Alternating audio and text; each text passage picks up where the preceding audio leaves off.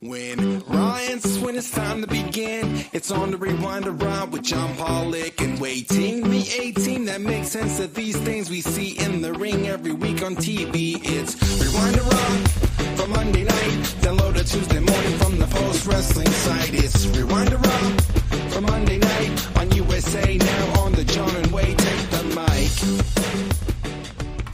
Hello, everybody, and welcome to Rewind-A-Raw. It is a brand new week here at Post Wrestling. How are you, Wai?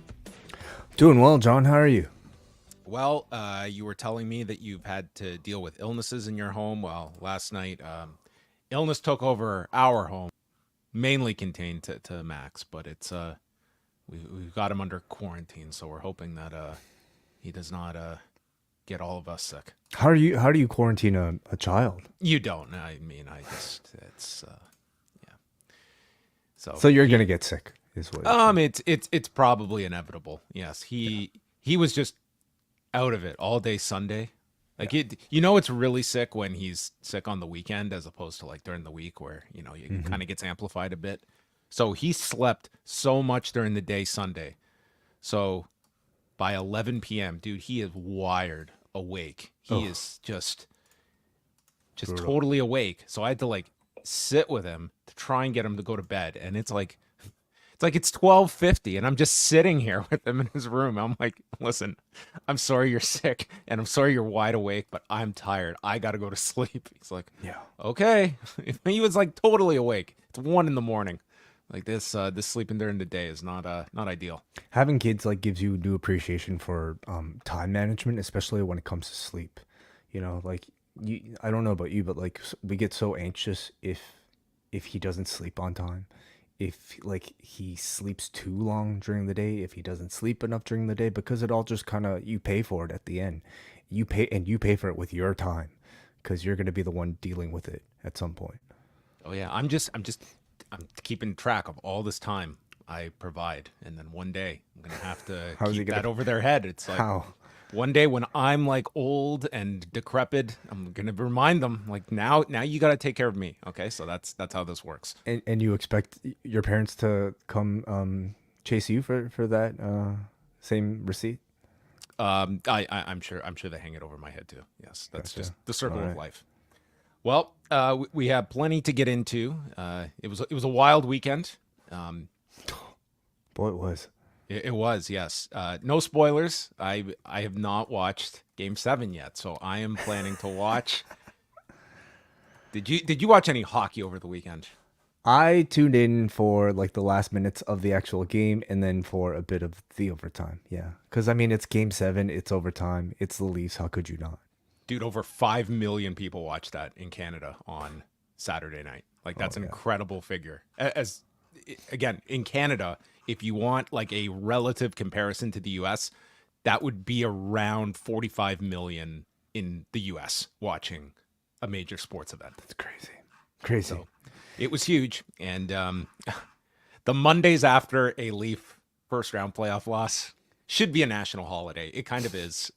It's one day where I consume a lot of local sports media, and boy, those pitchforks that they put down for 2 games last week. Oh boy, did they sharpen them all, and now they're ready to run everyone out of town. This is the Leaf Nation that I know and love. See, this is your main event. This is your Stanley Cup Finals. The moment the Leafs lose, and the day after, and all the discussion is what you love. Because it was even sweeter, because it was predictable, but still enjoying. It's my rule about like swerves in wrestling. I was like, no, you can do the predictable outcome and it still is entertaining because it's the journey to get there. And last week, everyone listened to me a week ago Monday when it was all doom and gloom in the city. I was actually standing up and stating, hey, they're not out yet. And then they win one game. Then they win the other game. And I'm seeing everyone's little comments like, oh boy, isn't John going to look foolish here? And I howled. I was like, if you don't know the end of this story, I'm sorry. There is a sucker born every minute, and there's one living in your mirror, because I was so confident, like would have bet the farm, they are not getting out of this round. And they did it in spectacular fashion. I did not see overtime of Game 7. I thought maybe they would just blow it in Toronto in Game 6. I mean, that would be sweet. But Game 7, overtime, love it. You kept your faith. I had no doubt. There was You disbelieved. The edge of my seat was not occupied. I knew. And I watched the whole game on Saturday night. Had the picture-in-picture going here. It was great. Just entertaining time. This is a great fan base to be, to observe and now focus on next year. Well, this only prolongs the story, right? It only makes them a bigger team. This tends to be what happens with the Leafs. The more they lose, I think the bigger they become. That's it. The story continues here in Toronto. Yeah. Well, congratulations. Happy for you. Yes. I have no interest in the Boston Bruins, but hey, they made it to the second round, so they'll be my team I root for from afar. Into the news we go. So last we spoke to you was on Saturday following Backlash France. And are you aware there was a press conference afterward? Yes, I am. Yes. Yes. Well, Paul Levesque made his way in front of the media in France and was taking questions. And right towards the end, they fit in one more question. And let's hear from that question. Lucas Sharpio for 10 Count Media. I just wanted to ask you, Fightful and PW Insider reported that Drew Gulak was released by WWE. I just wanted you to clarify on the situation, if that was true. And is there anything to do with Ronda Rousey's accusation about sexual... Well, first of all, if you're going to cite news sources, pick good ones. That's where I would start. Credible, really, maybe. Yeah. We release talent all the time. We have NFL releases 400 or 500 people a year, players a year. We release talent all the time. It's a part of what we do. You cannot just hire people, bring them in, keep hiring more people, and just keep bringing them in. So an unfortunate part of the job is talent get released. Can I say that he was released? He was not released. His contract was just not renewed. I wish the Toronto Maple Leafs had such great defensive posture throughout those 7 games, because my goodness, did this man's back get up Had against to tie the it wall. back to the Leafs, eh? That was it. That's it. I'm done, everybody. Go Leafs, go. Okay, next year. So there you go. That was obviously the most noteworthy item that came out of the press conference after Backlash. That was Lucas, I hope I'm pronouncing his last name right, Sharpio. I sure everyone is maybe butchering this poor man's name, but a 21-year-old journalist who was asking this question that I think was a completely relevant question, coming the day after the news of the NXT cuts and Drew Gulak's name that was within that list, and Paul Levesque clarifying that his contract is not being renewed. And Fightful has since posted an update that he is technically still under contract, but the deal is about to expire and it will not be renewed. So it is a worthy distinction to be making if someone is being released or is actually just not being renewed. Now he never addressed what went into this decision, nor stating, well, were you going to offer him another contract? This would seem to be as though they are making a decision about Drew Gulak, but he did not address the Ronda Rousey aspect to this, if that played into it, if at all. I was not a fan of how Paul Levesque handled this, and I thought it was very unfair to the outlets that he responded in that way to, and I don't know if he was necessarily acting with malicious intent, but at the very least, I would say he got extremely defensive of a question that was obviously a more serious question, but one that he should be ready to answer these types of questions in this type of a setting. This is not you being ambushed outside of a hotel with a camera phone. You are at a professional press conference, and yes, sometimes we are critical of some of the questions that are thrown out, but this was a very serious question one day after these cuts, and I think that was a completely legitimate question to ask about. And in regards to Fightful and PW Insider, like, these are two outlets that I think have a lot of credibility with people out there, and I just thought it was not the way I would have wanted to see this handled. What did you think about this? So I sense these press conferences continue to be some of the most weird and interesting, I think, pieces of, the professional wrestling sort of product these days, in that you're never really sure what the producers of these press conferences are looking for. Are they simply looking at it as a vehicle to, I don't know, sell a brand that they're sponsoring, to create more content for their YouTube, to continue to promote more storylines, to gloat about their successes? Or if that's it, then put stand-ins in. Have extras hired as your fake WWE media, like that they would do for Angles back in the day when they do their fake press conferences to set up why an do angle. that when there's enough media that could do that for you? That is, quote unquote, legitimate. Well, then and you're independent. eliminating this problem, Wai. If WWE views this as a problem and they don't want questions like this, then take it in house and do a fake press conference, and you can have a lot of the questions about Hunter. Yeah, I mean, we're only suggesting like several options about That's why a separate. they do it. Let's keep it on Yeah. this subject. You So- are opening this up to the media, and the media is free to ask any questions they want. This was a completely fair game to ask a question like this. And I think this is not the first time that Hunter has, I think, come off poorly in some of these press conference settings. Like the Royal Rumble, you can give him, if you want to give him some leeway, so close to the lawsuit being launched. Like, he did not come off well. And in comparison to Shawn Michaels, night and day in terms of how the two dealt with very difficult questions in relation to the Janelle Grant lawsuit and company culture. This is obviously like a different subject matter, but in a serious one nonetheless in terms of what was alleged against Drew Gulak. Sure. I think there's at least, to my sort of like sense, always a little bit of the professional wrestler still in Paul Levesque, in having to field questions where he feels like he's being antagonized, and having to come up with a response that is, I guess, equal in vitriol or firepower. And I think he sensed that type of question in this Ronda Rousey Drew Gulak question, and picked up on a point that was inaccurate, that he wanted to expose to discredit the sources. I don't necessarily like.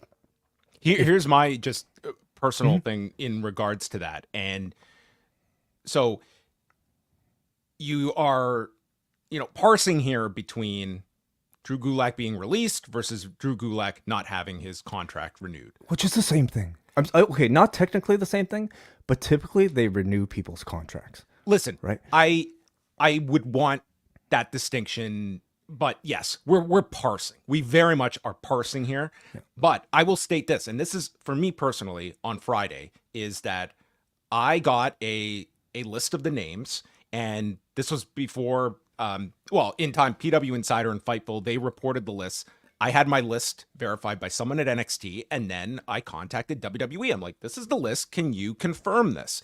And did not get a response back, and that's fine. As I say all the time, it is not, when I reach out for comment, when I reach out to anybody, it is not their job to have to get back to me. It's a decision, but it is my job to ask. So I always am trying to get confirmation. So if you are going to, I am positive I was not the only media to reach out. So WWE did have 24 hours that they could have made that clarification. Not to everybody. They don't have to be replying to 100 people.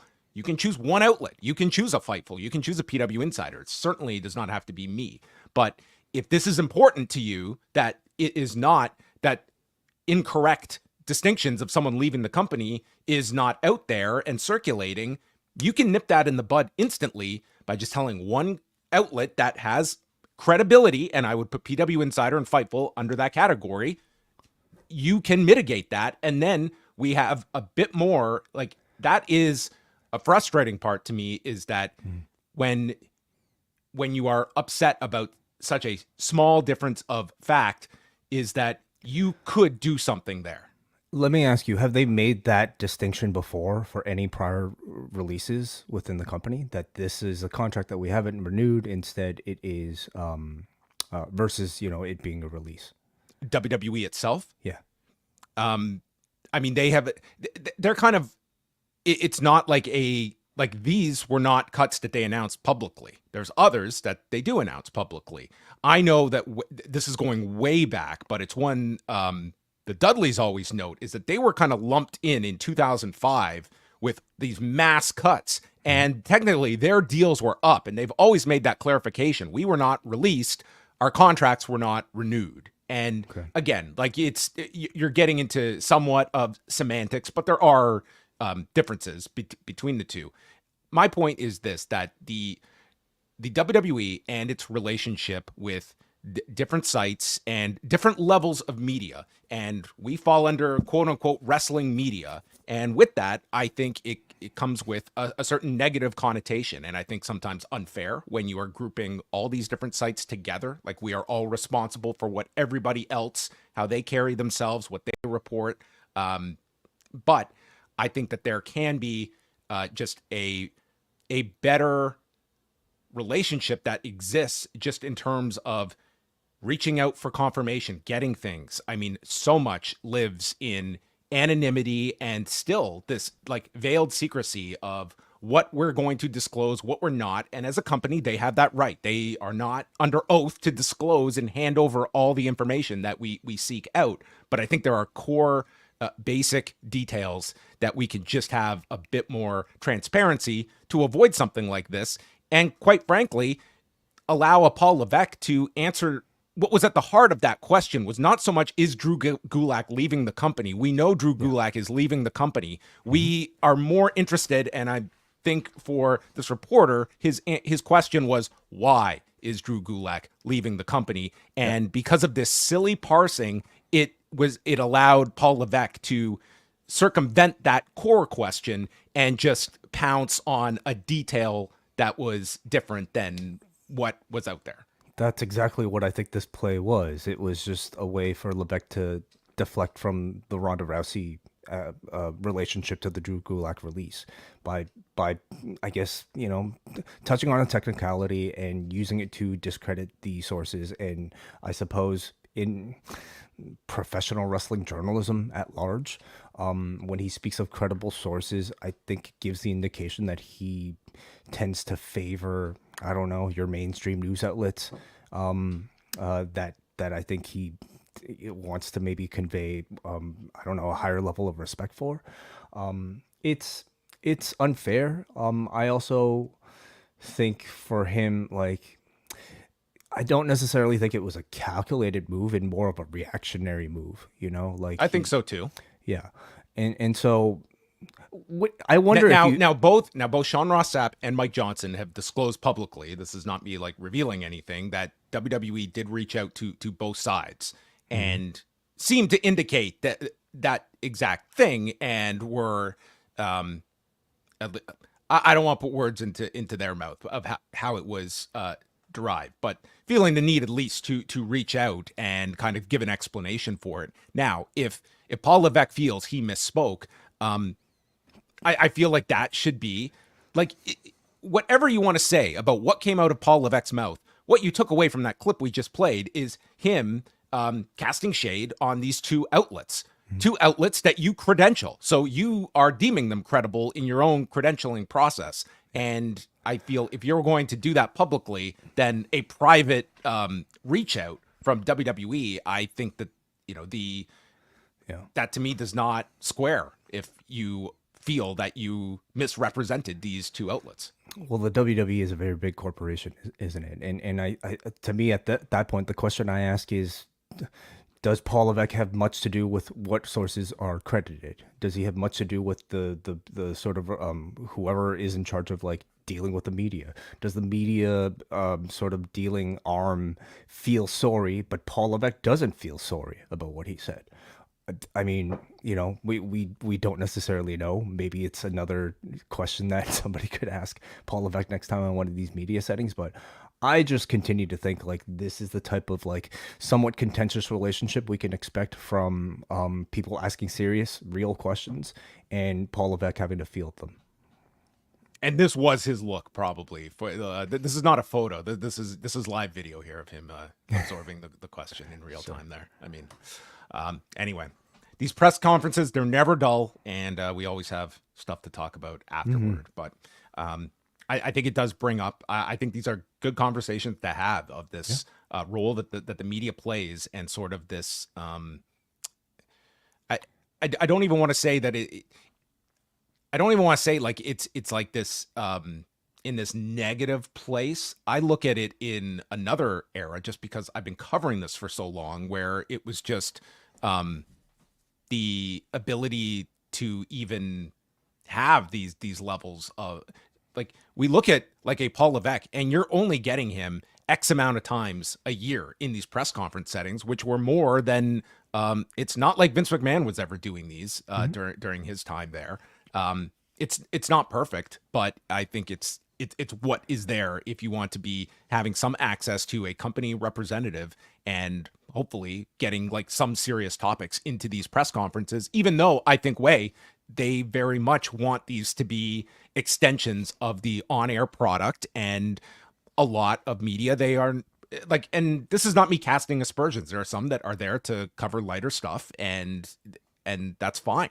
But I do hope that there's a balance, and that there is a place for tougher questions, and ones that this does not have to be so combative, that has to be taken. And I thought he got very defensive. Like, you could just see him like immediately just back up, and there's even a pause. Like, he almost has to catch himself to like just move on, because you can tell he's almost like taking this personally, that this question is being directed at him, which was a completely respectful, in like totally fair bounds to be asking about one day after this news came out. You almost get the sense that sometimes these press conferences, the post show press conferences, are meant to be almost like an after party, where we're here to celebrate our victory, you know, of doing this, putting on this tremendous show, earning all this tremendous success, and we're here to field your questions in order to allow us to continue to enjoy this feeling more. And, you know, the party pooper, quote unquote, you know, the journalist that might come up and actually ask a serious question, is almost seen as somebody who's there to disturb the vibe. But that's the function of a journalist. And in many ways, I think this sort of combative feeling you get right now with Levesque and this person asking this question is sort of like the intended role of media, isn't it? Like, we're supposed to be challenging. We're supposed to, you know, put people in somewhat difficult situations when they have to talk about difficult topics. Yeah, and I think that is, I hope, not a byproduct of us focusing on this, that other reporters out there might be deterred from not wanting to be in the spotlight here, like this reporter is, for instance. So I really hope that people out there are encouraged to ask these types of questions, because this is very normal journalistic practice at like a very basic level of just asking questions about like newsworthy topics. And like, you can ask whatever question you want, and however they want to respond. I will say this, like, you ask a question like this, look how much like we have seen just of like this one answer out of Paul Levesque, and how telling it is. I mean, it's like, it's to me, it was a clear deflection of the Ronda Rousey topic, and that to me makes me want to learn more about what exactly is the source of Drew Gulak's non-renewal. Okay, we have other topics to get to, so we will go through them here. Jerry the King Lawler, this was reported by PWInsider.com, that reported that WWE has quietly declined a renewal of Lawler's deal, concluding a multi-decade run with the promotion as an on-air personality. However, a source at the company notes that he still remains under a Legends deal with the promotion. So Lawler is still recovering from a stroke that he sustained over a year ago. And, you know, he has mentioned that, you know, it's, you know, a stroke can be a long road back, especially for someone that was very reliant on his verbal communication skills. This would seem to indicate that, you know, his days of doing on-air work are probably done with the company, save for maybe some cameos here and then. He does still have the Legends deal, but it makes you wonder of like what Jerry Lawler is looking to do, if anything, in professional wrestling. I mean, he hasn't wrestled since this stroke either, and he was someone that was still routinely doing independent shows this years after that cardiac arrest on live television in Montreal. But anyway, I mean, someone who outside of that period when Stacey Carter was let go and he walked out of the company, he has pretty much been with the company since 1992, save for that period in 2001. Right. Yeah. And how much has he been utilized in that time? The panels, yeah. You can probably count on, one hand, really. Like I see this more as like a situation where they are deciding not to grant these sort of lifetime loyalty contracts out anymore for people that aren't, contributing to this company. It might be a sign of a regime, change from maybe who Vince McMahon considered people worthy of that status versus what maybe TKO doesn't. But and it's what we saw when Endeavor bought the UFC. Like you did see some people who you thought were like a Chuck Liddell was going to just be a lifer with the company and was not once new management came in. Kevin Owens, staying on contracts, he did an interview while in France and noted the fact that he has 9 months left on his existing WWE deal. He said, I don't know what can happen from here on out. That's just life. If I've learned anything over the last few years, it's that nothing is guaranteed. I've learned that through some very unfortunate events. We've lost so many good people that was never expected. That's just one example of how I do not take anything for granted. So, this will run out at the end of the year. And as we speak, it is, it's almost Tuesday, which is his 40th birthday. So he will be... a lot of birthdays today and I guess... Him yesterday. and Owen Hart had the same birthday because Natalya had noted she was dedicating this match tonight to Owen on the eve of what would have been his 59th birthday. Oh, wow. So, okay. Yeah. So he's, certainly going to be an interesting one in that he's making outstanding money and could continue. It's really like, what are you looking for in a next contract? And is he somebody that is like, you do have an alternative that do you play off of, or do you just look at like this guy is going to be, if this guy wants to continue wrestling, he's going to be doing it for extraordinary money. So I don't think there's going to be a bad option for him, providing that's something he wants at 40. Like he's probably made some incredible earnings these past couple of years. And like, what are you looking for in these next 5 years of your life? Okay. Some people I could buy retiring at the age of 40. Some like, I don't even know who, to be honest, but like some people, like could I see at this point maybe like could a Darby Allin retire at age 40 at the pace that he's going, like voluntarily retire? Maybe, just because the guy is so crazy, he's probably got like other things he wants to do. But I don't see Kevin Owens wanting to do anything else in life but wrestle and wrestle probably for the WWE. Now that's a different question. Does he want to coach? Does he, like, he's right there in Florida? Like, is that eventually, like... but not at age 40. Age 40, John, these days, and maybe I'm biased at this point because I've reached that age, but age 40 doesn't feel that old, especially when you're talking about a professional wrestler's career, where we're seeing like guys have their retirement matches in their 60s. Age 40 for many people is still their prime earning years. And I think out of this entire story, it's most interesting for me to start now to see. I mean, AEW is still very much an option, but AEW is also very full. So what can guys play with? For big names, they're going to make room. AEW is going to make room for big names, and Kevin Owens would classify as a big name. But it might still be a bit of a different landscape than it was like 3 years ago, when Owens had his last contract renewal. So what can guys play with in order to leverage for better deals? It on the one hand is an AEW. On the other hand, it's flirting with the idea of retirement or taking these long extended breaks like a Drew McIntyre was seemingly throwing out there, to do. That's kind of what I see this with Kevin Owens. I don't think for a second I buy that this guy is going to retire at age 40 now. And I don't know what's going on in his personal life. That could be completely false. But I mean, on the surface, I'm thinking of this as just his way of trying to set things up for hopefully a raise for him. Ric Flair. So he was on the Jackson podcast with Quentin Rampage Jackson. And there was a lot of discussion going into his final match with Andrade against Jeff Jarrett. Is Rampage the one asking all of these questions? Like it's him, right? Him and he's got a co-host. Yeah. Oh, okay. And because I gotta listen to this if it's like Rampage doing the investigative journalism.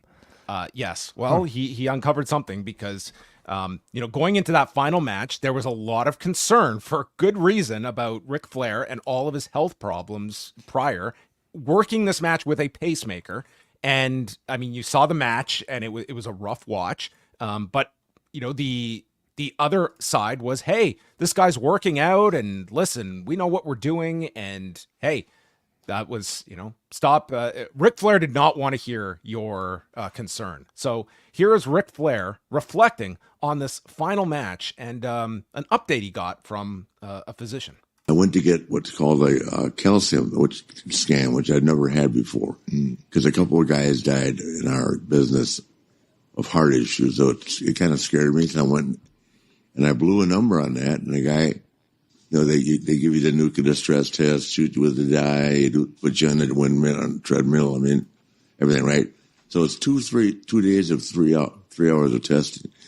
And this is 6 months ago. The guy takes me in, and if you look at your pie, like if you look at your heart like a round pie, right? There's a piece of my heart right here, this big, it's black, it's gone. The guy said you've had a heart attack in the last 2 years. I said I've never hurt me. He said, have you passed out in the last 2 years? And during my last match, I passed out 3 times. Yeah, and I thought it was because I was dehydrated. So I went in the locker room. I was with Kid Rock and the Taker. I just drank 2 bottles of Gatorade and went back out to Kid Rock's place all night long.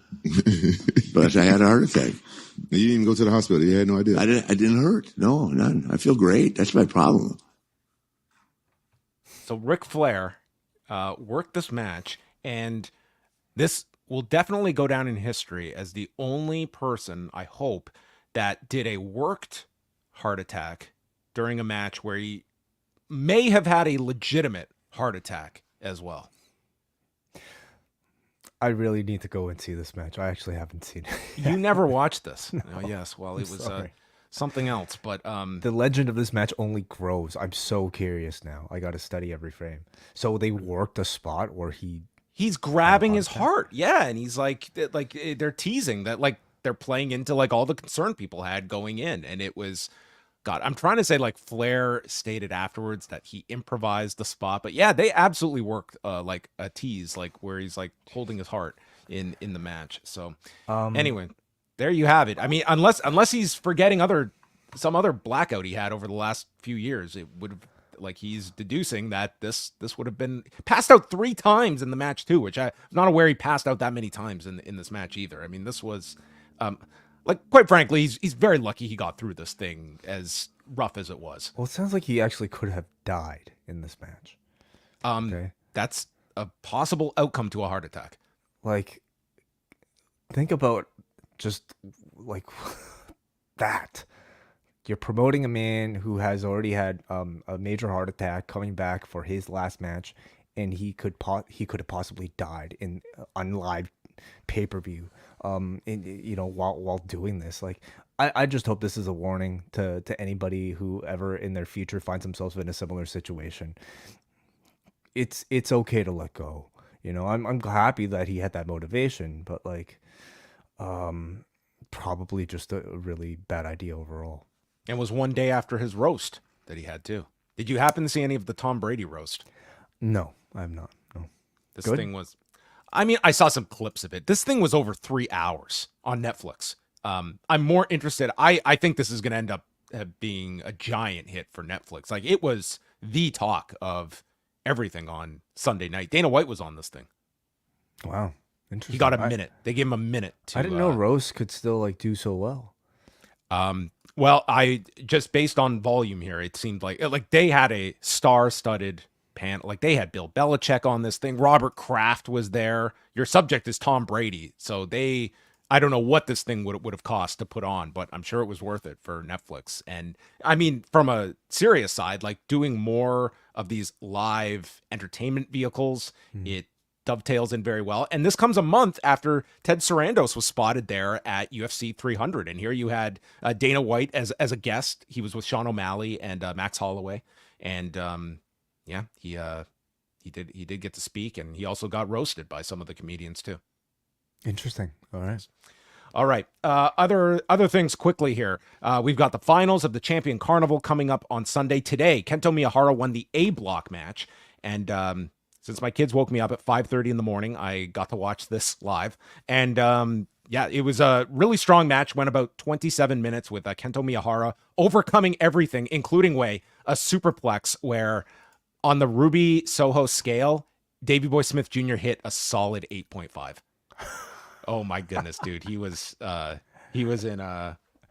stunned, to say the least, after this near fall. But he hit a tiger suplex, sit-out powerbomb, and then the last ride was countered, blackout knee, and he got the shutdown German to pin Davey Boy Smith Jr. and wins the block to take on Jun Saito in the final that is coming up on Sunday at Yokohama Buntai.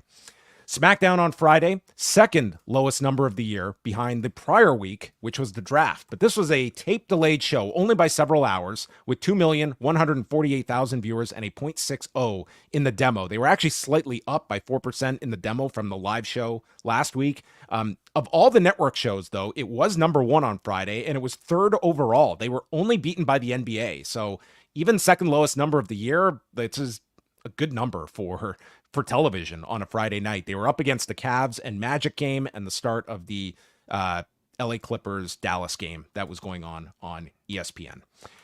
And that is all of your news, and I need to take a breath. So Wai Ting has the offer of a lifetime for you. You know a lot of reasons by now why we love using NordVPN. It allows us access to geo-block services like AEW+. It helps us unlock cheaper prices for pay-per-views. But let's not forget a VPN's most important function, protecting your online privacy. If you do any sort of downloading of content, or if you regularly use Wi-Fi outside of your home, a trusted VPN helps mask your IP to protect your browsing from advertisers, hackers, and even your ISP. And while yes, the protection of a VPN may come with slower browsing speeds, NordVPN happens to be the fastest in the game. Named CNET's fastest VPN of 2024 through their extensive speed tests, Nord clocks an average download speed loss of just 11.1%, compared to Surfshark's 17% and ExpressVPN's 24.8%. Get the protection you need from the most reputable and fastest VPN on the market for just $3 a month. Sign up through nordvpn.com/postwrestling, where listeners can get 4 bonus months on top of all 2-year plans, plus a 30-day money-back guarantee. Again, nordvpn.com/postwrestling. Get your bonus months and let them know you found Nord through us. Let them know. nordvpn.com/postwrestling. I was listening to that tremendous offer from NordVPN, and my eyes were like this, just like Davey Boy Smith Jr. As John just sent me that clip while that ad played. This is quite. Did I undersell it? It's quite the Ruby face. It's a lovely one. It's not the Ruby Soho Perfect 10, but it was up there. I thought it was very high. Into Raw we go at the let's quickly plug this week Post Wrestling Cafe, big show on Thursday. We are going back to WrestleMania 30 from 2014, which is already 10 years old. This was a live in-person coverage of WrestleMania for Wai Ting and myself. I still have my lantern. Wai shoplifted at the Superdome, upsetting many media members back when it was he just saw and he stole. He'll tell that story on Thursday. It was not stolen. This features Daniel Bryan's big coronation, the end of The Undertaker's streak, the first WrestleMania on the WWE Network. We're also, amazingly, we're going back and we're in the shadow of Phil Brooks leaving a company. Actually, he's technically still under contract at this time of this WrestleMania. It's not till the wedding day that he gets the release. There is a ton of news surrounding this show, and we will go through this WrestleMania that is now 10 years old. That's coming up on Thursday, postwrestlingcafe.com. It's a big one, yeah. And also, of course, the return of Rewind-A SmackDown, the return of Collision Course this Saturday, also the return of MCU later. Rich Fan, WH Park talking about the last 2 editions of X-Men 97 ramping up. Are you caught up yet? I still have to watch episode 8. I'm behind on my X-Men viewing, but I'm looking forward to these final 3 episodes that are to come. And one quick plug here for our friends over at Poison Rana. I had the pleasure of joining B Detroit and John Cena this afternoon for their latest edition of What Up Though. I was joined with Braden Harrington as the 4 of us discussed the Kendrick Lamar Drake rap beef. Did you go through the menu at New Ho King? We didn't make it there yet, no. But we did mention the 50% off sale that they were holding this past weekend. Okay. But everything was, as far as we can go, we discussed. We spent the whole 2 hours talking about every track that's been released, giving a little bit of backstory and our opinions, of course, of who's up and who might be down, and might not come as that big of a surprise. Did this feud jump the shark with one too many releases, or did it jump the shark when it's dropped by Kofi Kingston on Raw? That I would, the latter I would suggest might have threatened it more, but like no, it was still very much the talk of everything today. Yeah. Okay, well, I look forward to listening to this. Also, this week, Pollock and Thurston will be one day later. We'll be live Thursday at 3 p.m. Eastern time, so we can react to the TKO earnings call that is going down on Wednesday night. And Tuesday night as well is the season finale of Dark Side of the Ring with Black Saturday, and this looks like a really good episode. They've been on a good run this season of episodes. I'm really looking forward to this one to see how they handle it. It should be a really fascinating episode going into all of the events into July 1984 and Vince McMahon showing up there at the Techwood Studios. Okay, now we will go to Raw. The XL Center in Hartford, Connecticut.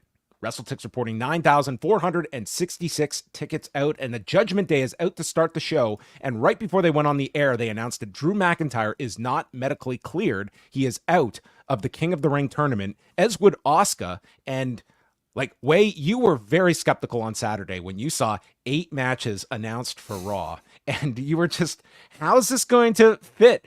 Apparently someone sat down on Monday and was like, dude, these are way too many matches for us to present on one night. So right off the bat, two of the 8 tournament matches are going to be on live events this Saturday, and 2 of the performers are not cleared. So we hardly got the as advertised lineup from Saturday.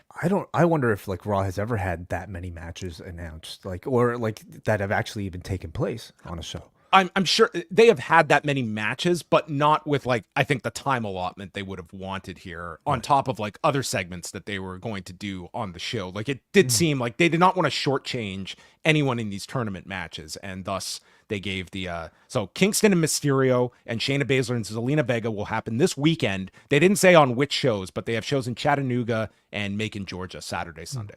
And you know what, like for the flow of the show, I wouldn't exactly complain about that, you know, and also it provides added benefit and relevance to these house shows that they're putting on. So, good decision. I guess maybe just a bit of confusion initially when they announced it all on Saturday. Balor and JD apologized to Damian Priest over what went down at Backlash, and Priest explains he lost his cool after the match. They all hug, they make up, and Balor says he will be the next King of the Ring, expecting to get a first-round bye since Drew is out, but Adam Pearce informs him no, he is being replaced by Jey Uso, who comes out, and we got brackets. So on one side of the bracket, it's Gunther and Sheamus. That winner will face the winner of Kofi Kingston and Rey Mysterio, and on the other side, Ilja Dragunov and Ricochet. That winner faces the winner of this match between Finn Balor and Jey Uso. So they had a Jey Uso style television match. Is that a good description? Yes. Good formula. It works. It is dependent on a crowd being engaged here, but it's kind of like you can envision the match being laid out in such a way. Jey leaps off the steps. He's struck in the midsection and then is posted as Balor starts standing on the desk, waving his arms a la Jey Uso to mock the crowd. After the break, it's a yeet chant as Balor cuts him off. Jey super kicks him, and Balor rolls away. Shotgun dropkick, misses the coup de grace, and Jey manages a spear when Drew McIntyre pops in through the crowd, distracting Jey. This leads to a sling blade by Balor, and then the shotgun is stopped as Jey spears him and manages the win in 13:35, advancing in the tournament, which you would have figured Drew was going to advance in this place. Yeah. Perfectly fine match, you know. Didn't stand out to me in any particular way, but like what does stand out is the crowd's tremendous connection to Jey Uso. It continues to feel so strong, only stronger maybe even after Backlash. And I think that's actually more important than the match itself. So like he will continue to be put into these positions, and you can argue he will continue to be very successful in these positions, despite maybe me not being the biggest fan at this point of his in-ring style. The crowd connection and this arm thing is more over than ever. just maybe a storyline point about the Judgment Day here. You know, you had Damian Priest basically forgive the Judgment Day, and I think that's all continued setup for a future babyface turn, which will allow the rest of the Judgment Day to turn on Priest, who is showing to be more of a loyal friend, versus Priest turning on the group. So I guess if you were to go backward here, had they done Drew and Balor, your assumption would have been Drew going over in this situation. However, we know Punk was booked for this show, and I guess that could have been an out if you wanted Drew to get, for Punk to cost him the match. Yes. So a possibility there. So then we had highlights throughout the night of Sheamus and Gunther's past matches at Clash at the Castle, and then the singles match they had on SmackDown. So they really built this up to be this big collision in this rematch that was going to headline the show. Drew is complaining to Adam Pearce in the back about Jey getting rewarded by being put in his place and said he could just tape up his arm and work. But Pearce says, because you disclosed your injury, we can't clear you, which was what an indictment of their medical staff that this can go undetected. This is like Michael Bisping fighting with like one eye for all those years and the commission never noticed. It's like, and once you told us your elbows hurt, well, we can't clear you now. You're supposed to hide the injuries. I guess you can't check everything. I mean, it's taped up. You would think that would be a target, but it's a voluntary checkup. Yeah. So then, this to me, all this could have been was an answer to Okada showing up in his vehicle at AEW. So we had Drew get in his Corvette and drive off, and instantly up drives CM Punk in his Z28 here. Camaro. Yo, look at this thing. 1970s Camaro. What was the car budget here for this episode of Raw? Clearly, they know some pretty good local garages that were willing to share a rental. A rental. Look, with CM Punk, huh? Or we think it's a rental at least. Well, we got a reference there to a car rental, and later a choke artist reference from CM Punk as well. Yeah. Did you catch the QR code here in between car entrances? I did. I at this point I didn't bother to look it up. I figured the internet would do it for me, and from what I saw, it just seemed to be another cryptic message. Drink from his suffering. Even now you doubt us, but soon you will understand that all we ever wanted was a chance. Mm-hmm. I think just this campaign just wants a chance from Wai. Come on, don't give up on us. I think like people that are engaging are probably like satisfied enough. I guess I kind of know already what's at the end, and I'm not that excited for what's at the end. So do you remember when the first one and they put in something that was interpreted as like the time, like 8:30 on a Friday SmackDown, and it wasn't designed for anything. It just came and went. But man, that quarter popped. Yeah. There's no way this one is captivating people like that first one. Nowhere close. No, I wouldn't say so. I would say that I think we need a bit more confirmation of some things, at least. It'd be cool if there were clues in this that were like you were piecing together and they were making sense to past videos, like you're being rewarded. This just feels like it's vignettes you're watching. I think so. You know, depending on who you're asking, some would suggest like they are dropping clues about like who might be members of this new stable. I think for me, it needs to be a bit more concrete. I think like I expected something at Backlash, you know, that was actually a bit more definitive. For now, it just like we kind of know what's waiting at the end of this, and all of these little bits and pieces just kind of feel like they're not even like teases that are all that satisfying, at least not enough for me to engage. Yeah. So Punk arrives and tosses the keys over to Adam Pearce and asks where Drew is. He's like, "Are you kidding? He just left." And Pearce is informed, "Can you get the truck to play my music? I have something to say." And Pearce, of course, didn't have anything booked for the next 15 minutes, but I did enjoy this. Like, there's actually a reason here to play the music and inform that the Punk is here. The program is coming to a halt.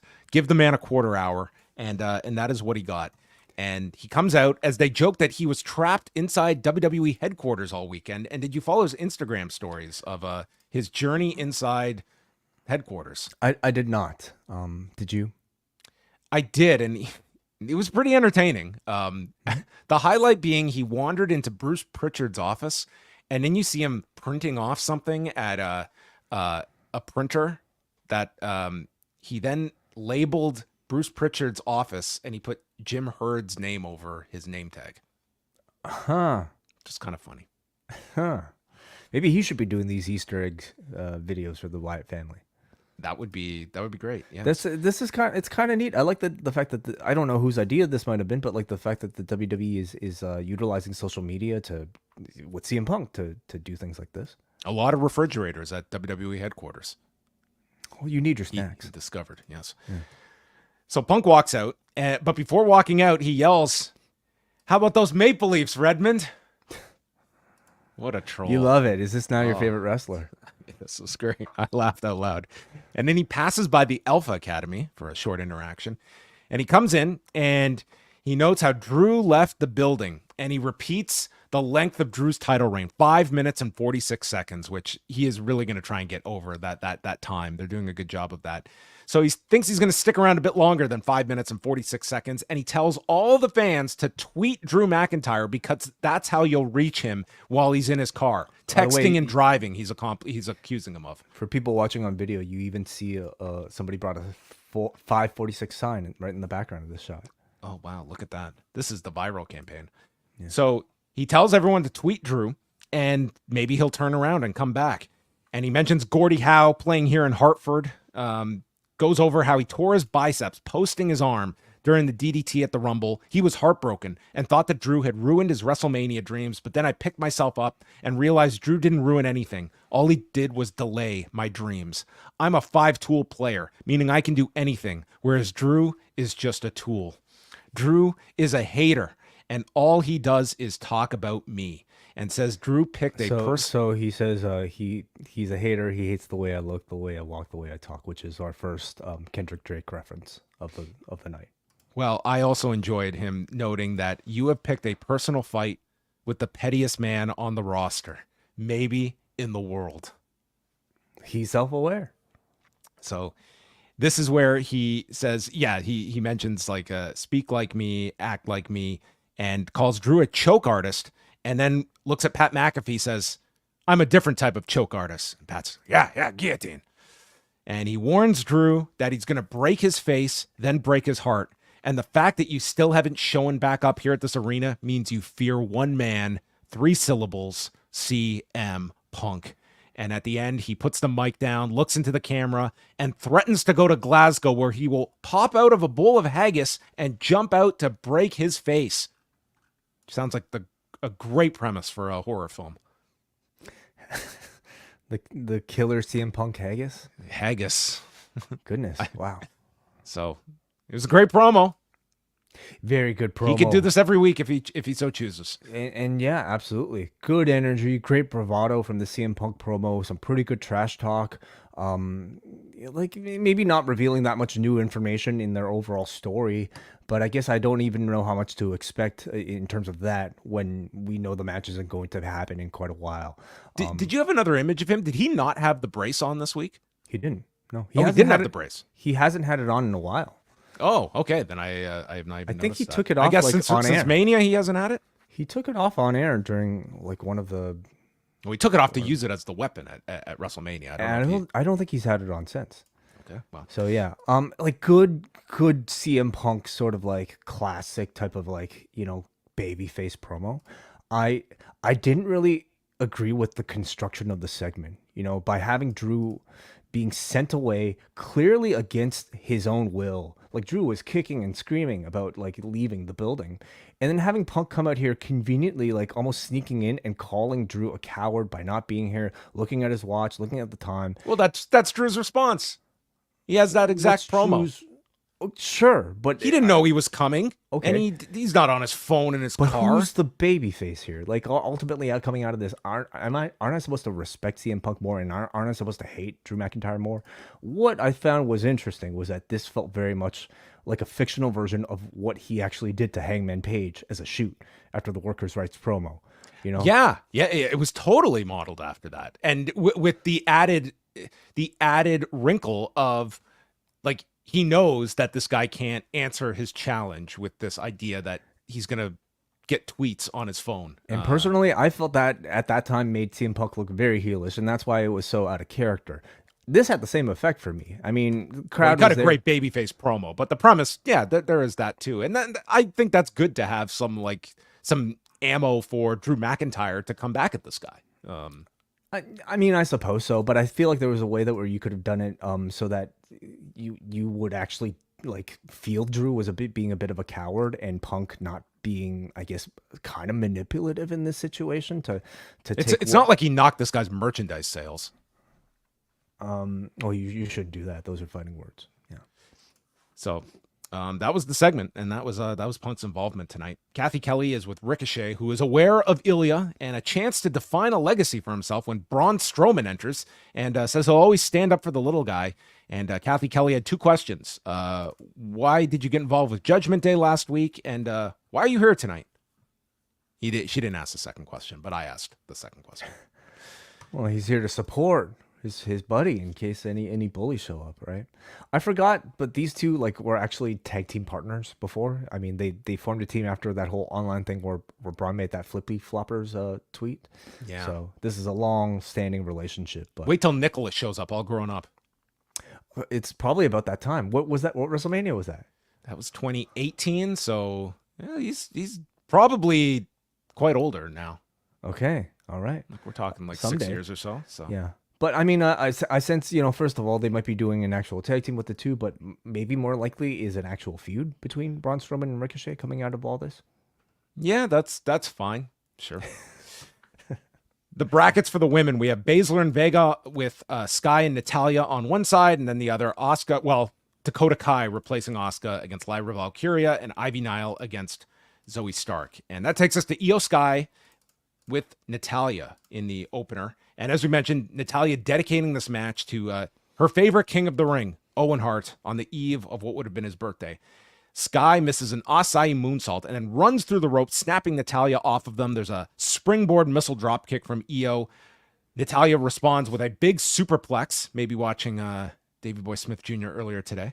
And then Sky applies an STS as Natalya gets out, running double stomp by Sky, sit-out powerbomb by Natalya for a 2 count, and then applies the sharpshooter, and it's countered with Natalya being sent into the bottom buckle with the back of her head. Sky follows with the double knees and over the moonsault, winning in 10 minutes and 23 seconds. I thought this was a very good match. I thought they had a great pace, and I just thought these two clicked very well together. Yeah, I thought IYO looked really good here. Like she had a lot of the same energy I felt from her title defense, where there were just moments like I remember where she looked a bit different from maybe she did usually, and she was just working very fast, very smooth, and I felt it here too. Damage Control gets into the ring, and Kai, who's kind of taken over as the mouthpiece now of the group, says that they took over Raw 2 years ago after taking out Becky Lynch. I will take her word for it that they were on Raw. And now they're back on Raw. And everyone is on notice, informs us that Asuka is injured, so Kai's taking her place against the Bird Lady, Lyra Valkyria, and warns fans about the what chant, and will be back and take Damage Control is going to take all of the titles. Did they announce the Asuka injury prior to this? I don't think so. Yeah. So I found that I think this was the reveal that Asuka was not going to be there, because I guess they had teed it up as Asuka and Lyra earlier. Oh yeah, the graphics were. I feel like even at the they beginning of announced the this show. Saturday, but I think earlier in the show they also they didn't announce. I don't think they announced this at the beginning of the show like they No. did Drew. So I found that somewhat unusual because they made a deal out of Drew. Like they pre-announced that Drew wasn't going to make it. Grade him out in the brackets, but with Dakota Kai and replacing Asuka, it just felt like it was just here's all of a sudden thing. So it makes you Maybe WWE went to Dakota Kai and wanted confirmation about the story, and she didn't respond, and she wanted to break the news herself. Sure, yeah. So then we get a training video for Ilja Dragunov, and they did a very good job here of videos for all the newer talent that were coming up with Lyra, with Ilja, and they did a very good job with these. This Ilja Dragunov one, though, specifically, I was so impressed by. It looks cool, some great training shots, but the dialogue, let me just say, I don't think this is a sort of push that ever would have happened under Vince, okay? He's small. He's got a Russian accent. Vince, would have turned him into like like a Russian dancer or something. Like he would have made him walk out of a Russian doll. Like maybe several, he comes out of several Russian dolls reveal themselves, and then he's at the very end. He's gonna vomit because he's ill. Sure. Instead, this guy gets this sort of treatment where he says, I drink from the chalice of suffering until hell feels like home. Like, how cool is that? That's what I told this canvasser at my door today when they knocked. I don't think they'll ever bother you again. But like, I legit got someone knocking on.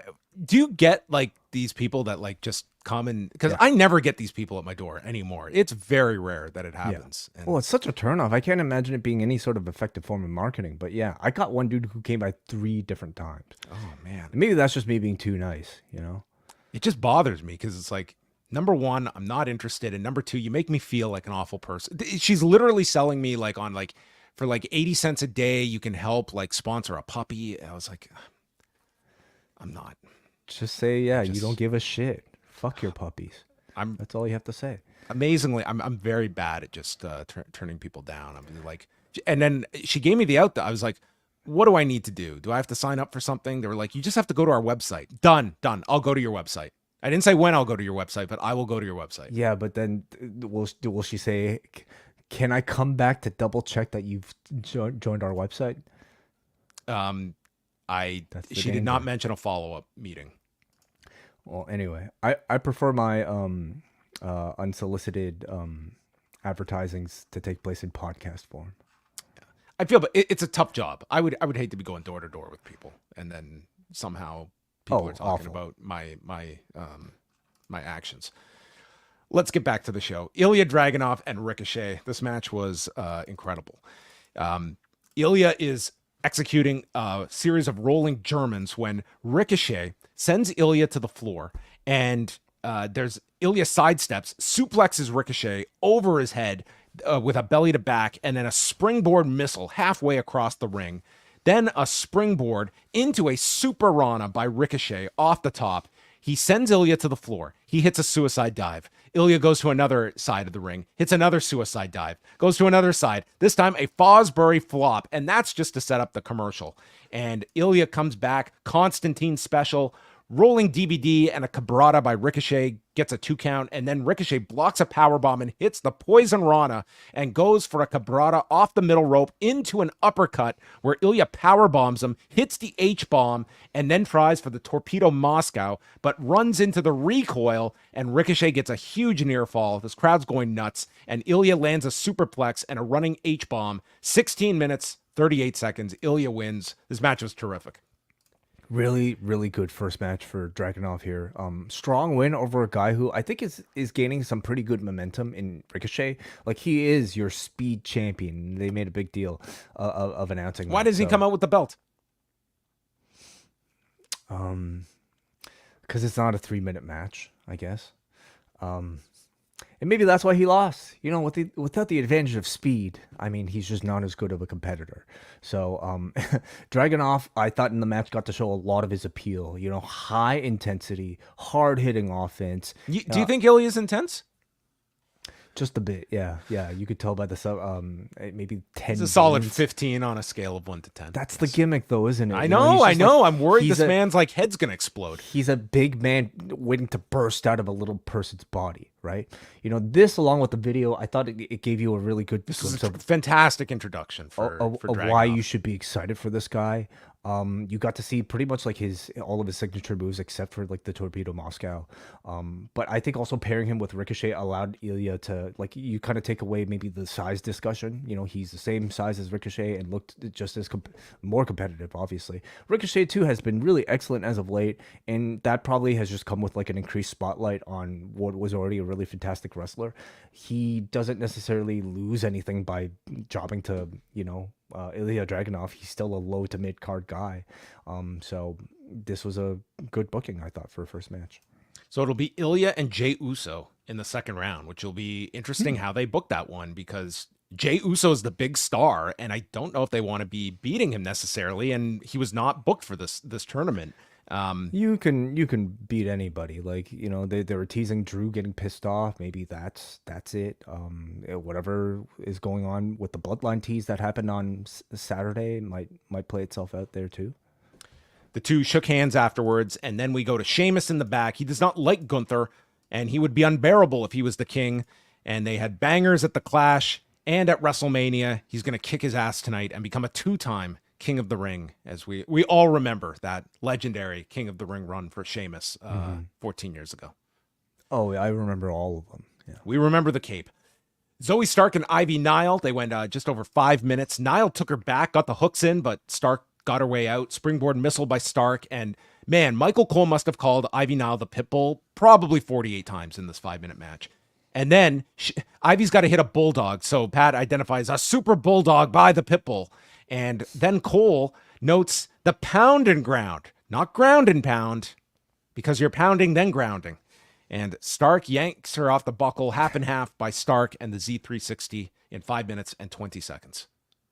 Crowd, unfortunately, really weren't with this one at all. Like, it was kind of doomed to fail from the time it was booked and really the time of place it took place on the show itself. You know, the women's division, unless you're Becky, Rhea, or Nia Jax, and maybe Liv Morgan, like it's hard to really build that much interest on. And these are two people that have not received really any sort of significant airtime nor microphone time. So it was a match that showed you, I think, the lack of depth in their division currently. And but the most you could take from it is that Nile seems to be progressing pretty well in ring. So, but there was like a phantom kick there that was a pretty blatant miss. R-Truth is in the back with Adam Pearce, and he's proposing a champion versus champion match and introduces Dan Hurley, the head coach of UConn. And Truth says that Hurley is part of a small-time independent promotion. Miz explains they're a basketball team. It's the NCAA. Yeah. He said the small-time independent promotion was the NCAA. Yeah.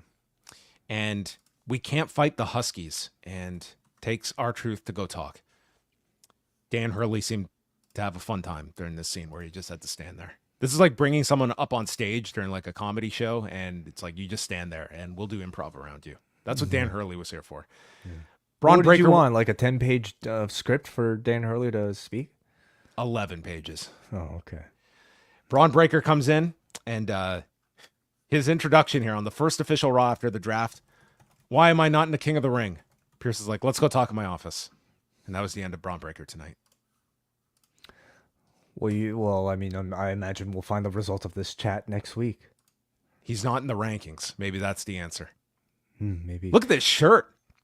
Steal this from like a child. Look at that. Look how tiny this thing is. I mean, it looks kind of. Well, he's a big man. Okay. He is a very big man. Yes. Like this would probably be like pajamas for us, but for him it looks like like an apron. Like that, and that's all he's wearing.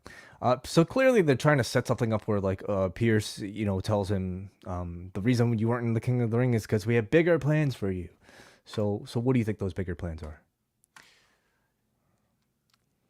Maybe he's gonna get some. Who's your secondary champion here? Who's Sammy? He's busy. Sammy's booked. Who else do you have here on Raw? It's gonna do something. You don't have any secondary champions? Maybe he's going to host King and Queen of the Ring. That's the big plan for him? You're going to be the host. You're going to be on the kickoff. We're doing the roast of Braun Breaker. I don't know how much material you really have yet in his career. Wow. Yeah. Okay. Then we go to more highlights of Gunther and Sheamus, and Judgment Day's in the back. They tell Balor not to worry about the loss, and Damian Priest informs JD, you're going to take care of Braun Strowman. Dominic enters with Carlito, and Mr. Date here, Damian Priest, stealing my gimmick, states, it's 1 year to the day that you cost me my match with Bad Bunny at Backlash in Puerto Rico. And Carlito's like, yeah, that's in the past. Carlito is like... He really is the character. Like, he undersells everything, and it's kind of to the detriment of these programs. Like, yeah, I turned on you because I want to be booked at Mania, and you chose someone else. And this, it's all in the past. And Carlito explains, you need help with the LWO, and I need help with the LWO, and you guys can help me. I can help you. Priest tells Dominic to get rid of this guy, but it looks like Carlito's going to navigate his way in as Dominic's buddy. Now look at Dominic, just looking like a dirtbag here. Oh, this is like 1995 Eddie, isn't it? Like the mustache is coming in really nice. Yeah. I'm intrigued to see a heel Carlito interact with the Judgment Day, and this directly ties the Judgment Day into the LWO. So I'm kind of interested to see how those groups interact too. Chad Gable and Bronson Reed. I was like, this is kind of a notable match for 5 seconds notice. And they didn't have much of a match here. It was more of an angle. Reed powers him onto his shoulders after nearly losing him and hits a Death Valley driver. German suplex by Reed, and then Gable hits a suplex off the top when Zayn runs in, attacking both men in a minute 42. Reed is sent out of the ring, so Gable German Zayn. Zayn comes back with the exploder. Haluva kick gets stopped from a Uranagi by Reed, and Reed also hits one to Gable. So Bronson Reed is the last man standing. So setting things up, which will be a triple threat in Saudi Arabia for the Intercontinental title. Yeah. Sami Zayn, like kind of your default like hometown babyface, spoke a bit of Arabic in his promo today. So I'm looking forward to seeing his reaction. Pierce meets Reed on his way to the back, and Reed just says, all I care about is the IC title.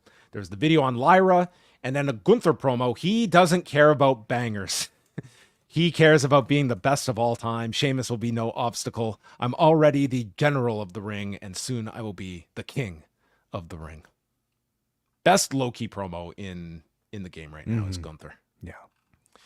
Michael Cole then welcomes out Becky Lynch for a sit-down chat, and they had this utterly like cringy back and forth about the Kentucky Derby. And Michael Cole, what's with this outfit? Like really?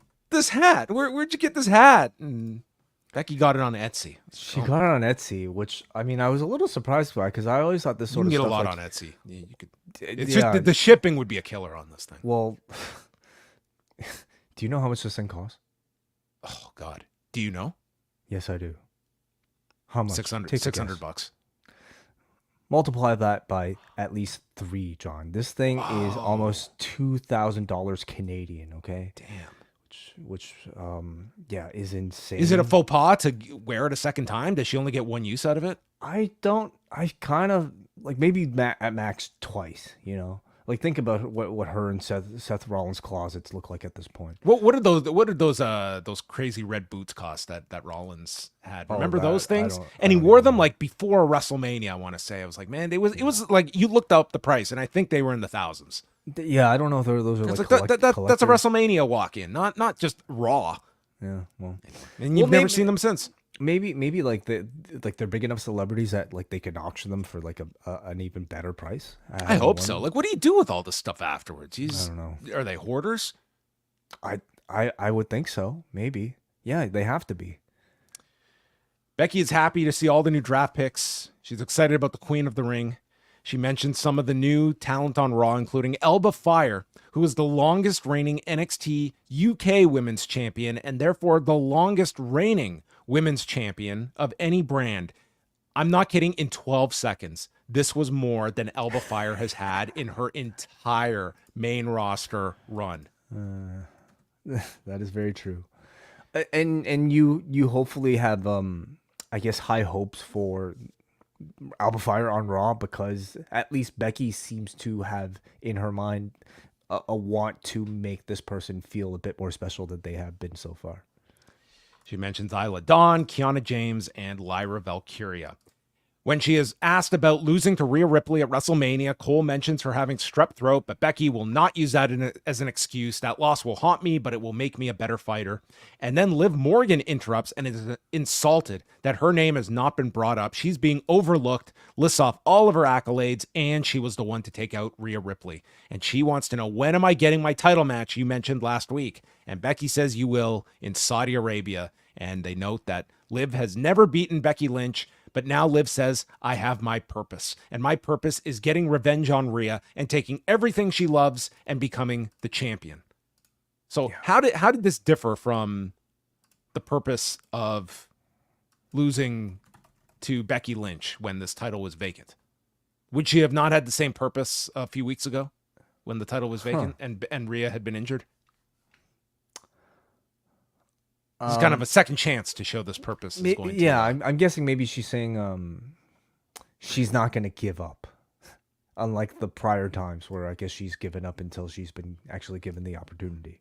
Okay. Yeah. Until you just killed it, John. I actually thought this was like a pretty good promo from Liv. Until you totally. I'm like, she just lost to Becky, and this was post injury. So I mean, I would think maybe the purpose needed some time to materialize, to grow. The purpose renews every month. Okay, it's May. She can feel different about it now. I thought overall like Liv's intensity was really good here. Not Ilja Dragunov levels of intensity, but still like really high. At this point, like I think she's showing really good improvement and really great like sort of embracing of this new energy provided from this heel character. She has like a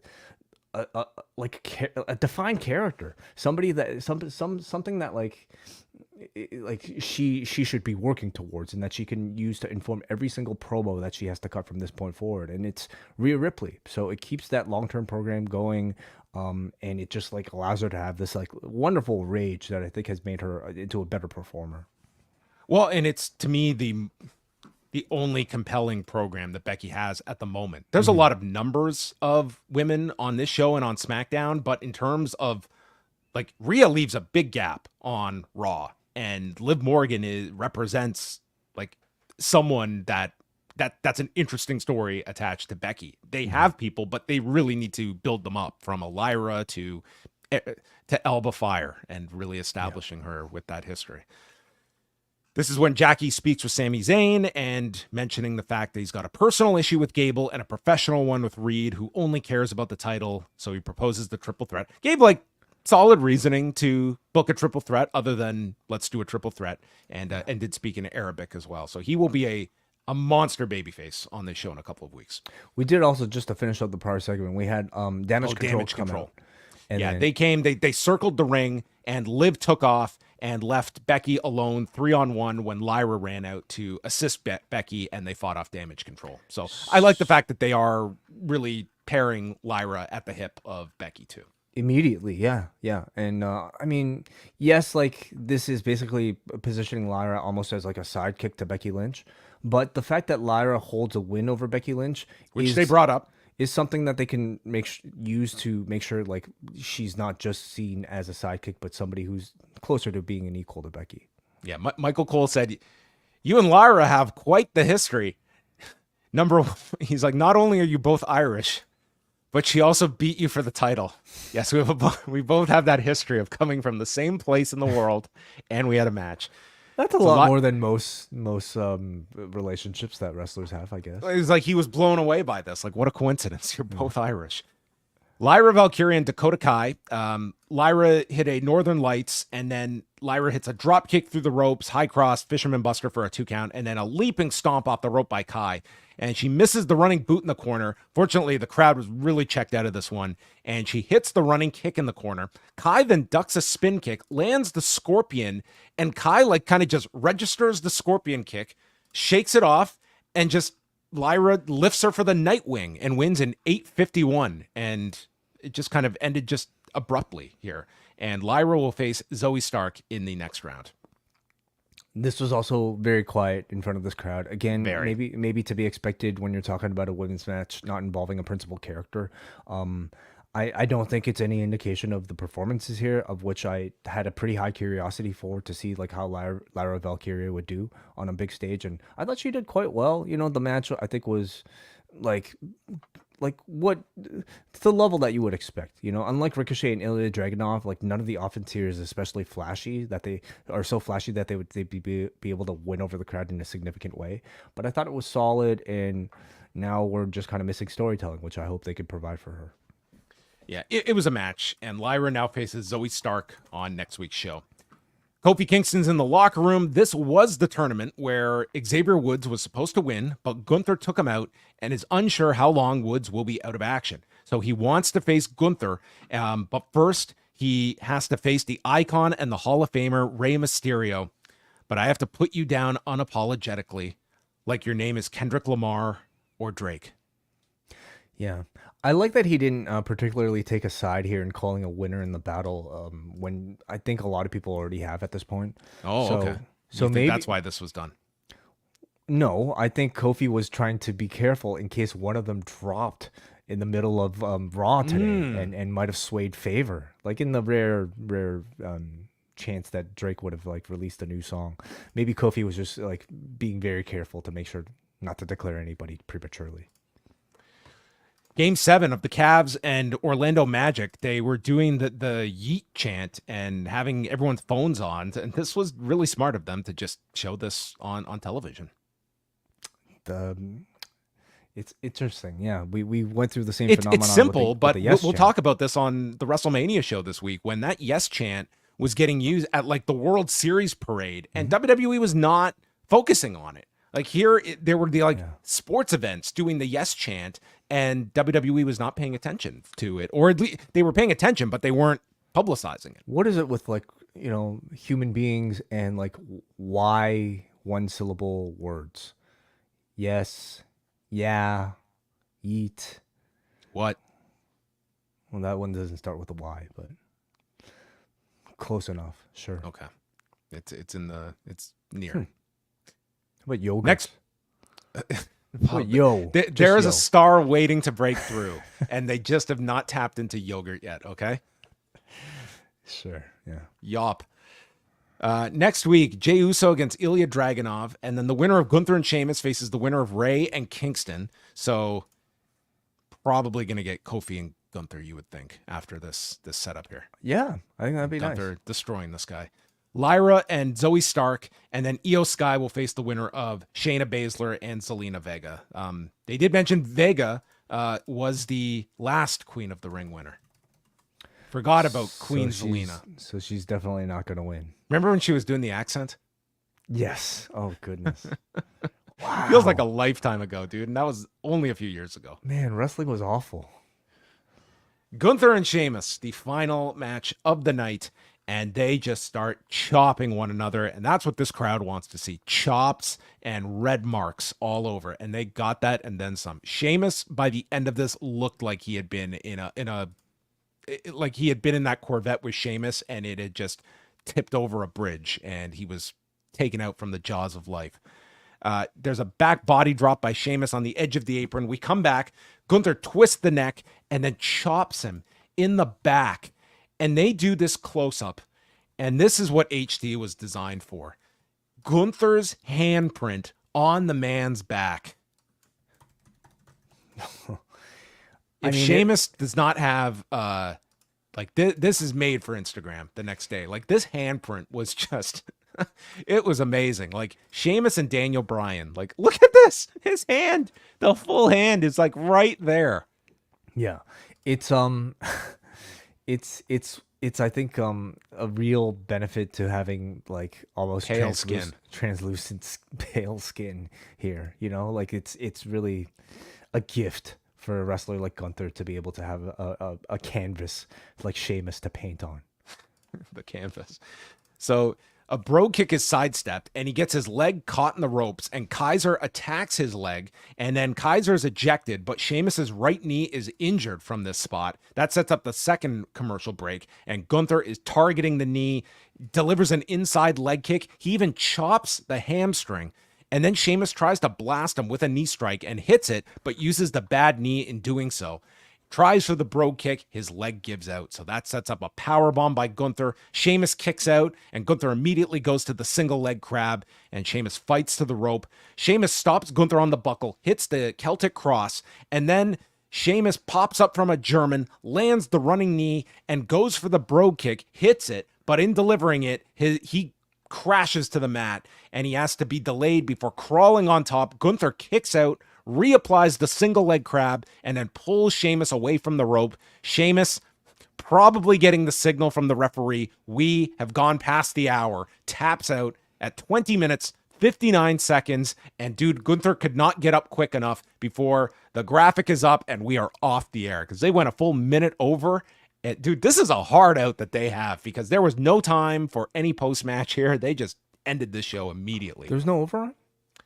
I mean, they Like a 1 obviously do not have like this leeway where, hey, if a match goes long, it goes long. Like they were rushing here at the end. Like Gunther literally was up, and you had the just the text on the screen to get off here. So I guess like they could at least go a minute here, but I guess they have they at least want to be off pretty on time, and they are just about every week.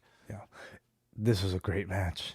You know, what an awesome you got match. 2 really great matches on this show. I will defer to Ilja and Ricochet as my match of the show, but between these 2 matches, and I will throw Natalya and IYO there that I really enjoyed. You know, this was a really good show of like wrestling. I think I go with Gunther versus Sheamus myself. I mean, first of all, like what an awesome match to have on free TV, and what a great match for Sheamus to come back to like this early into his return from a serious shoulder injury. So if he didn't shake that ring rust off yet, I imagine this match more than look at this. Jeez. Sheamus on Twitter posts a photo of what his chest looks like right now, and he also says there will be no part 4, and that's only going to make people want to see part 4 that much more. I think at this point it's very safe to say like Gunther is Sheamus's best opponent in his career. I think we can also say Sheamus is one of Gunther's best opponents. You know, maybe in the WWE his best like in-ring rivalry. Maybe Chad Gable up there as well. But like, you know, you never think of Sheamus as like a great underdog babyface, but I thought he was put exactly into this position against Gunther, where he played a fantastic like babyface in peril, excellent selling of that leg throughout the entire match, making you like really kind of empathize with like all the pain that and struggle he was going through with that leg. But this match, like all their others, is highlighted by their like intense physicality, and again, Sheamus's very pale body, which is so great for these cameras. The crowd too tonight. You know, the wrestling was strong. The promotion for this match was really good. Promoting it at this point as like a big legacy rivalry, that was well done, and the crowd gave them an outstanding reaction throughout. This is the type of match, despite what Sheamus says here, I mean, they can go back to this really at any time over the course of several years. I love the fact that Sheamus has never beaten Gunther. Like, this is the white whale now for Sheamus's career, not his chest. But you know, he needs to be chasing Gunther for the rest of his life, and he should lose until perhaps the very end, where he maybe, you know, it's a retirement match where he puts up his retirement for one more shot at Gunther. I mean, this is the Tommy Dreamer and Raven of the modern WWE. Yeah. Okay. Sure. Yeah. Or like Sonata, Okada, you know. Yeah, and as we're speaking about Kevin Owens and, you know, contemplating his career at 40, let's remember Sheamus 46 this past January. So still going strong. This was a great main event. Between this and the Ilja match, like that was like 37 minutes of wrestling, and that was, I'll take that for a 3-hour Raw. Like there was some very good wrestling on the show, mainly those 2 matches. And every match had a purpose, you know, of some sort with the King of the Ring framework here. Reed and what is it? Gable was short, but that was all done to build to the 3-way. You had a good CM Punk promo here in the middle as well. So I thought it was like a very engaging, good 3-hour Raw. Yeah, not any kind of filler that did not have much purpose to it. Like everything, like very light on just talking segments on this show. Like you were confined to the Becky interview, the Judgment Day opening, and the Punk promo. Like that was kind of your talking segments, and they left a lot to just focus on the tournament, make this tournament feel important.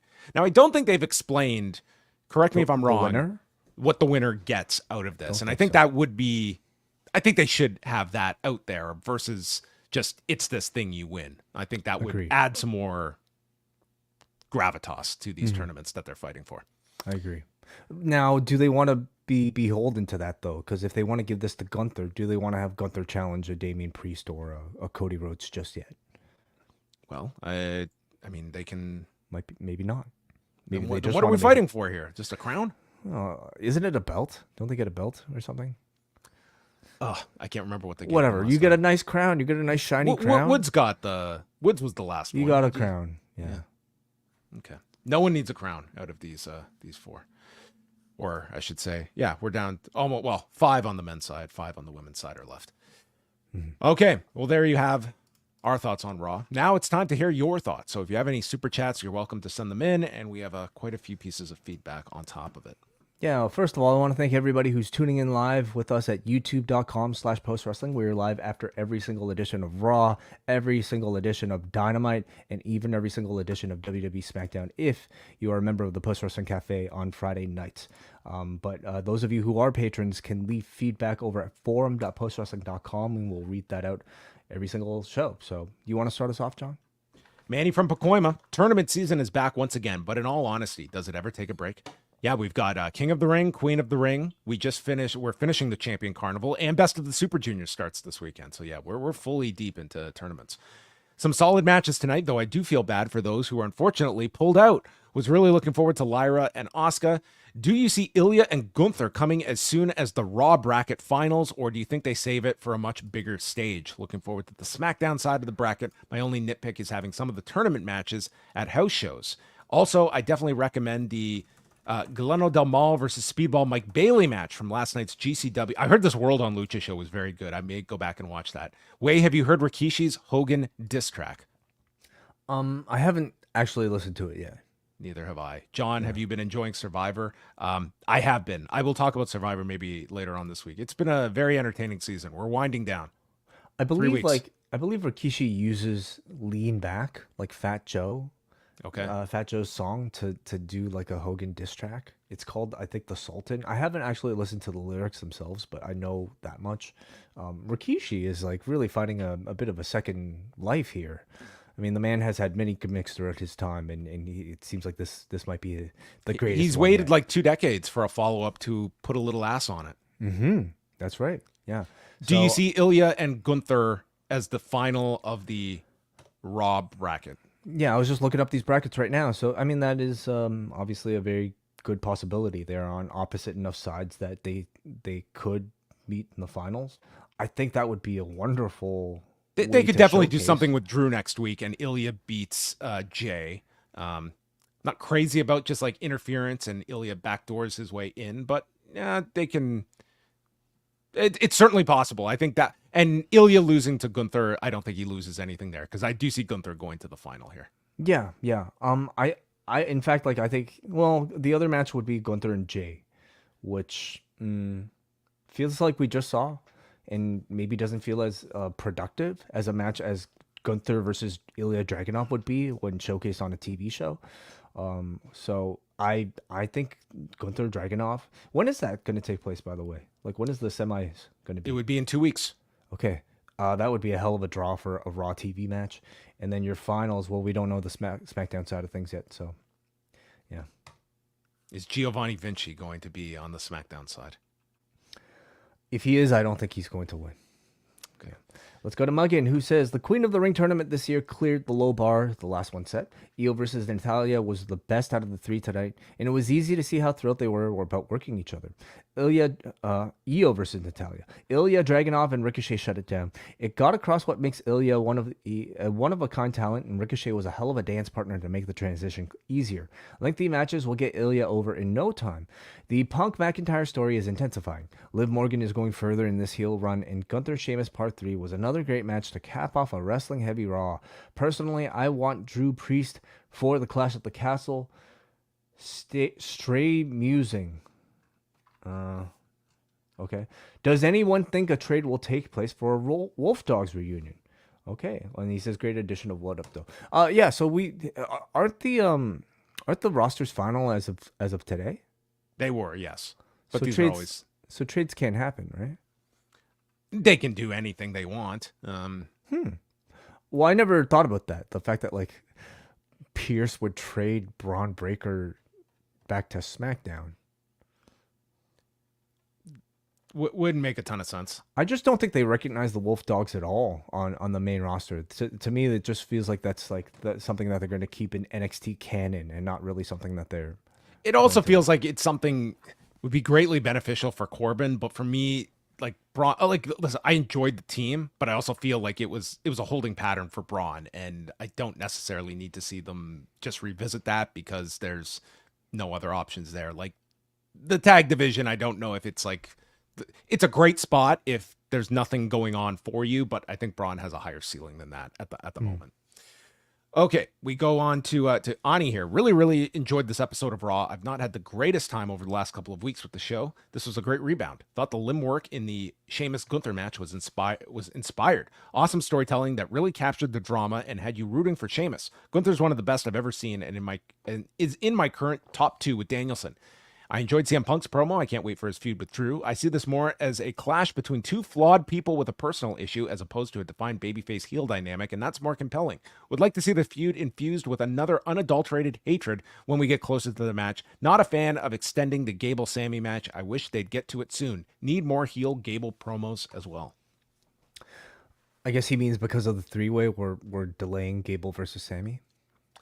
Yeah, and I mean, that's fine. Like, Reed's attached to this entire thing. So yeah, you do the three-way. I think you want Sammy to win in Saudi and not necessarily extinguish this Gable program. So I'm guessing he pins Reed and then you do the Gable match Toronto? Or they've got Glasgow in between there in June. Yeah. As well. Toronto feels like it might be Toronto, for Zayn. But yeah. Let's go to Brian in New Jersey. Gunther versus Sheamus and Dragunov versus Ricochet were as good as I expected them to be. Glad they got the time. It didn't seem the crowd cared about the women's matches. I like tournaments, and I would be more enthusiastic about these King and Queen of the Ring tournaments if they weren't culminating within Assassination Nation. Okay. That's his way of talking about Saudi Arabia. Kudos to Felix Guti for his article about his experience at Backlash. Yes, shout out to Felix for a couple great articles that he submitted to postwrestling.com as our correspondent over at Backlash. Yeah, some great notes on just why they ran in Lyon as opposed to Paris, and some other notes that he reported on. A great job from Felix. Over to Jeremy. Announcing 8 tournament matches for Raw seemed really ambitious, and it was. So we got 6 with a little leftover spice for house shows. Maybe Triple H came across the Mounties' big Intercontinental title win at a house show for inspiration. 8 matches on Raw is pretty tough. How are they planning to do 8 matches on SmackDown this week? They're not. How are they doing the first round then? They must be like giving some off to the house shows as well. Okay, I guess so. Like, that's There's no way. I don't even know if they're going to get this many. Like, there were 6 tournament matches tonight, and that's pushing it for SmackDown, unless we're going to get some really short matches on Friday. Yeah. Goes on to say, what I really wanted to know was John's reaction, seeing that puck dumped into the Leaf Zone, bouncing off the boards and almost perfectly to break the hearts of most Torontonians, except the one who saw it coming, Nostradamus Pollock. Goodness. I mean, I don't want to pat myself on the back too much, Jeremy, but let's just say my arm might be dislocated. Okay. Jay from Colorado. I like how Braun gave that whole spiel about not liking bullies and then just nonchalantly called Ricochet kiddo. They're like 5 years apart in age. Well, right. The bigger you are, the older you're. Like, it's like trees, like the bigger you are, the older you are compared to somebody smaller. Yeah. Okay. Well, thank you everyone for the feedback and your thoughts on tonight's edition of Rewind-A-Raw. What is coming up this week? We have got up next, coming your way on Tuesday evening, with the two men themselves, Braden Harrington and Davey Portman. Announced for NXT, this is quite the lineup. So we have Roxanne Perez defending the women's championship against Chelsea Green. Michin faces Ariana Grace. Carmen Petrovich against Shayna Baszler. The returning Wes Lee takes on Josh Briggs. Then we also have, this may end up being really interesting, a women's combine to set up contenders for the women's North American title tournament. And they legit do these combines at the PC. I'm kind of interested to see how they make this work for television. It might actually be kind of interesting. And then Trick Williams is on the Supernova Sessions. Will we find out the contents of that manila folder that Lash Legend had last week? This mysterious photo. Is it going to be incriminating to Trick Williams? I think it has to be, right? And Does he have a secret child? We're going to find out. A secret 11-year-old, maybe. Oh, boy. Yeah. I mean, Shawn Michaels has invited Kendrick Lamar and Drake to NXT. That was the jump the shark moment, more so than Kofi. I'm looking for Shawn's, in-depth analysis of all the double and triple and quadruple entendres in all the songs. I'd love to sit down with Shawn Michaels and go through these diss tracks. And Wednesday, Dynamite is in Edmonton, where they have announced Adam Copeland and Brody King for the TNT title, Orange Cassidy against Trent Beretta, Mariah May against Harley Cameron, and Chris Jericho and Big Bill will be in action in a tag match. We will see what else is added. Not a lineup that's inspiring me this 2 days out. Mm-hmm. And they're having to, I guess, would you say come back from a disappointing rating? Yes. Yeah, I think the last 2 weeks have been disappointing numbers. And I was giving this some thought because you were asking about it too. Like we talk about the numbers and stuff. I do think like there is a thought process of almost like a format we do see more with WWE, where it's like they have all these programs going. It doesn't mean everyone is building for the pay-per-view. And I do feel we need some television programs that also culminate on television. And if that means not doing a 4+ hour pay-per-view and doing a 3+ hour pay-per-view, I understand it's a different price dynamic where we are asking people to pay. It's not a streaming service.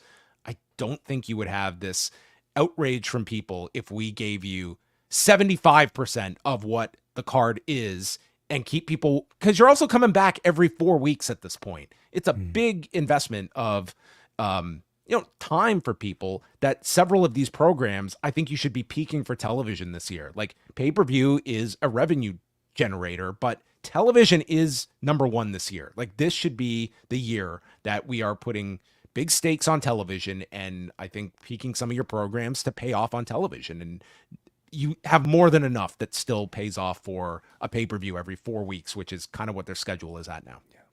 I feel like the lesson of like less is more is one that would benefit AEW in several ways, especially like the length of these pay-per-views, where I think they get to the point, the threshold where they have so many matches that the quality of the show tends to be more so negatively affected rather than improved, by a significant degree. And your suggestion of taking some of those matches, like keep the build the same, the pace the build's the same, but just give us some of those payoffs on another edition of Dynamite rather than that month's pay-per-view, or even a Collision, or even a Rampage. All right. Well, there you go. There are all the world's problems fixed in minutes from myself and Wai Ting. We're back on Wednesday night immediately following Dynamite in Edmonton, back at 10 p.m. Eastern this coming week. And again, Pollock and Thurston will be Thursday, 3 Eastern, same time, just a different day with the great Brandon Thurston. So that is it for us. Good night.